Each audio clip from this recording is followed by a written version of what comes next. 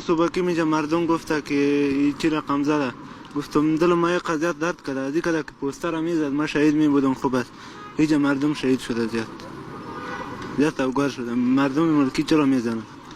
چرا مرا نمیزنن؟ از این که پوستر میزد دل ما خوب میشد. این مردم ملکی را زده شهید کرده، این خوب نیست. همه قدر دلتان درد. از این که ما شهید می بودم خوب بود.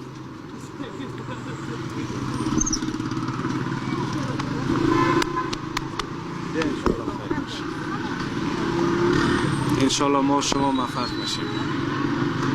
ناصر جان گریه نکن، خداوند بزرگ است، خدا مهربان است. بیادر شما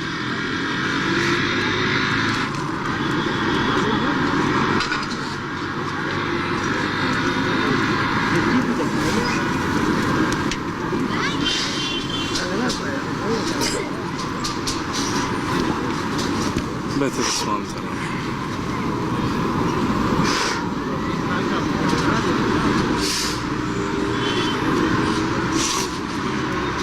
گریه نکنید ناصر، خدا مهربان است. بنا به الله که انشاءالله ما شما موفق میشیم. نمیتونن یک پیش روی کنن. دیگه گپ زنه نمیتونه. میفهم